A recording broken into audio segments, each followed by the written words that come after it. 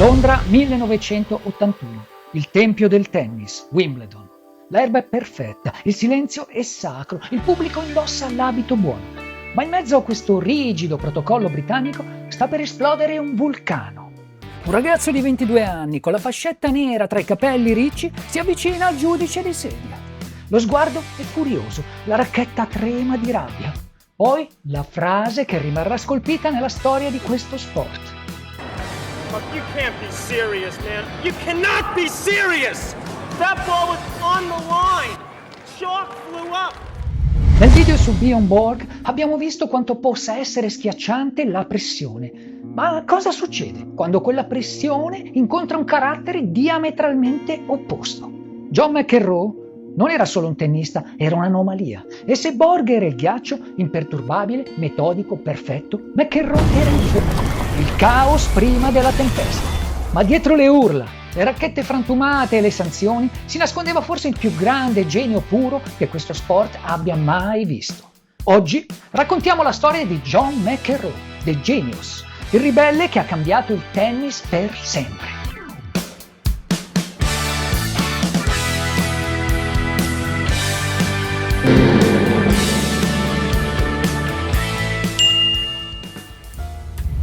John Patrick McEnroe Jr. nasce nel 1959 a Wiesbaden, in Germania, dove il padre prestava servizio nella US Air Force, ma cresce nel Queens, a New York, e vivere nel Queens negli anni 70 ti tempra il carattere, ti forma la scorza.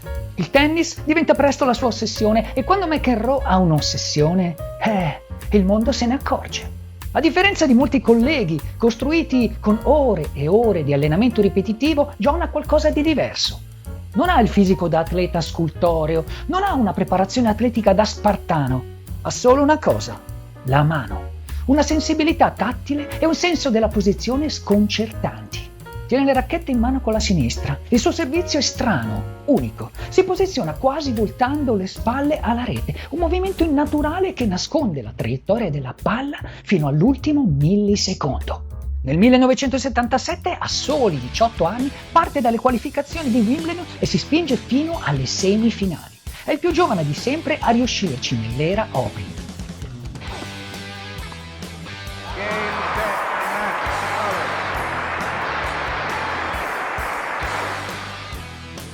Il mondo dello sport si sveglia e capisce che a New York è nato un fenomeno.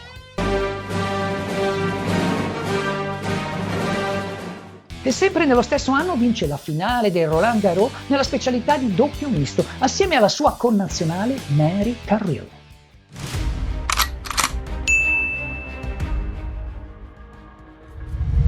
Spesso ci si ricorda di McEnroe solo per le sue intemperanze, ma faremmo un torto enorme alla storia se non parlassimo del suo tennis.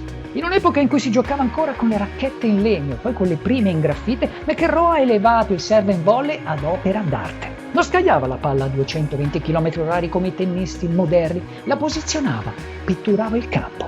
Inoltre, il suo servizio particolare gli dava anche un altro vantaggio. La rotazione del busto e la spinta in avanti lo proiettavano già dentro al campo. Questo gli permetteva di coprire la rete in una frazione di secondo, trasformando il servizio nella prima fase del suo letale gioco di volo.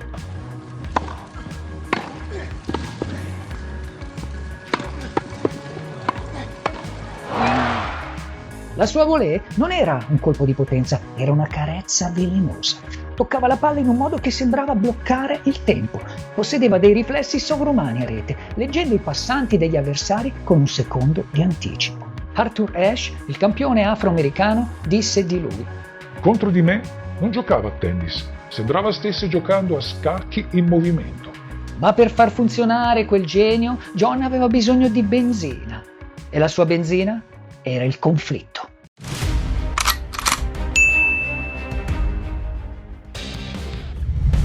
I giornalisti inglesi lo battezzarono Super Brat, il super monello. McEnroe odiava gli errori arbitrali, ma odiava ancora di più i propri errori. Quando urlava contro un giudice di sedia o sfasciava una racchetta non lo faceva solo per provocare. Era il suo modo per sfogare la tensione e ritrovare la concentrazione. Era il suo carburante emotivo. And you did nothing about it. I said, just do me a favor. That's all I ask. But that'll be a great point, though, right? Answer my question! question, jerk! Come on! This is absurd!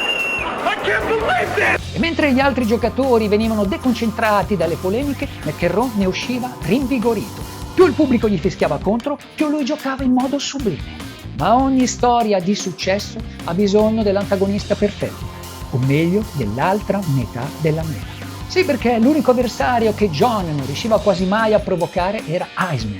Il ghiaccio dello svedese paralizzava il fuoco dell'americano, creando uno dei contrasti più affascinanti della storia dello sport.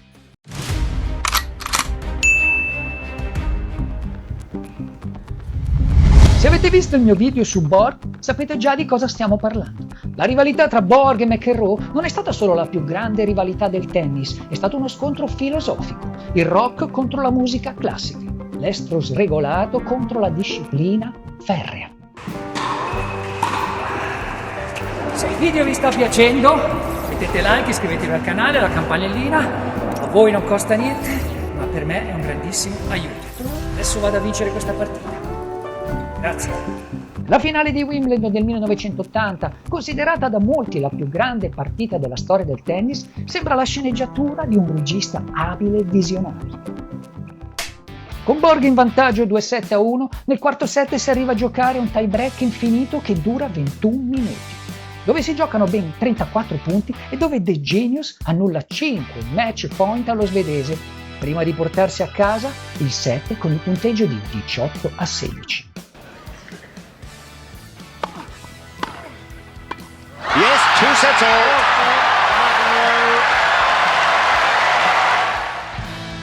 Dopo aver perso un tie break del genere, la maggior parte dei giocatori avrebbe subito un crollo psicologico devastante. Invece, Borg non piega nemmeno un muscolo del viso e nel quinto e decisivo set lo svedese eleva addirittura ulteriormente il suo livello a servizi. Vince 19 punti consecutivi in battuta e chiude la partita per 8-6, conquistando il suo quinto Wimbledon consecutivo. You win. Perfect. Prima dell'inizio del match, il pubblico inglese puritano e tradizionalista aveva accolto l'ingresso del Super Brett nel sacro tempio dell'etichetta con una pioggia di fischi a causa dei suoi noti colpi di testa avvenuti nei turni precedenti. Alla fine, dopo 3 ore e 53 minuti di battaglia, non solo l'americano viene accompagnato da una standing ovation commossa, ma proprio da questo giorno nascerà la profonda stima reciproca con Borg, diventata poi una delle amicizie più sincere e iconiche dello sport mondiale. Peers. Unlike us. I don't speak for myself. Ma un anno dopo, nel 1981, McEnroe non farà sconti e si prenderà la rivincita, spezzando il dominio di Borg a Wimbledon, dopo 5 anni consecutivi, battendolo poi di nuovo anche agli US Open. È questo momento a segnare la fine di un'era. Borg, esausto dalla continua pressione, si ritirerà a soli 26 anni.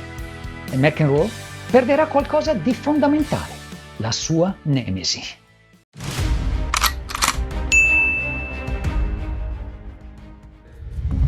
Senza lo svedese, McEnroe diventa il re incontrastato del tennis mondiale e nel 1984 vive la sua miglior stagione di sempre. 82 vittorie e solo 3 sconfitte. Una percentuale di vittorie del 96,5%, ancora oggi la più alta della storia maschile nell'era Open. Prevalendo in 13 tornei, tra cui Wimbledon, dove batte in maniera netta il suo a lui poco simpatico connazionale Jimmy Connors per 6-1, 6-1, 6-2, e prendendosi così la rivincita di quella finale persa 2 anni prima e che davvero gli era rimasta molto indigesta. E oltre a portarsi a casa anche gli US Open, ottiene una striscia iniziale di 42 vittorie consecutive. Pazzesco. Tuttavia, il 1984 porta con sé anche il suo incubo peggiore, la finale del Roland Garros contro Ivan Lendl.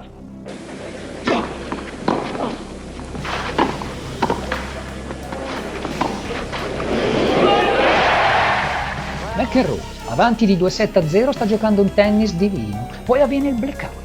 Il pubblico parigino lo innervosisce, perderà la testa e la partita al quinto set. Un rimpianto che lo perseguiterà per tutta la vita, dato che non riuscirà mai a vincere Parigi. Resta comunque la sua stagione migliore, ma il fuoco brucia forte e brucia veloce. La tecnologia delle racchette cambia, arrivano giocatori più potenti, il fisico di John inizia a cedere e la fame cala. Il Super Brat resta un fenomeno, ma il suo stile richiede energia mentale infinita e nessuno può urlare per sempre. Nel 1992 lascia il tennis giocato in singolare, dopo aver vinto 7 titoli del Grande Slam e ben 9 in doppio. Ma la mano divina del Genius vuole stupirci ancora. E nel 1999 torna brevemente in campo nel doppio misto a Wimbledon, in coppia con Steffi Graf, arrivando fino alle semifinali. È finita qui? No, amici. E nel febbraio 2006, all'età di 47 anni, dopo ben 14 anni dal suo ritiro dal circuito ATP, torna a giocare a livello professionistico nel torneo di doppio di San José, in coppia con Jonas Björkman, aggiudicandosi il titolo. Vince così il suo 79esimo torneo ATP in doppio, diventando l'unico tennista di sesso maschile a vincere un torneo del circuito maggiore in 4 decenni differenti, nonché il giocatore più anziano a vincere un titolo ATP tra singolare e in doppio negli ultimi 45 anni. E non è l'unico record del fenomeno americano. McEnroe infatti è l'unico tennista uomo ad aver vinto oltre 70 titoli sia nel singolare, 77, che nel doppio maschile, 79. E detiene il record del tennis maschile nell'era Open per numero di titoli totali tra singolare e doppio, è arrivato a quota 162. Incluso il titolo di doppio misto conquistato a Roland Garros nel 1977 e le affermazioni in Coppa Davis, che ha vinto per ben 5 volte come componente fisso della squadra, nel 1978, 79, 81, 82 e 1992. Inoltre, da molti è considerato il miglior giocatore di doppio della storia del tennis. L'unico tennista uomo ad essere stato contemporaneamente numero 1 del mondo sia in singolare che in doppio nello stesso periodo.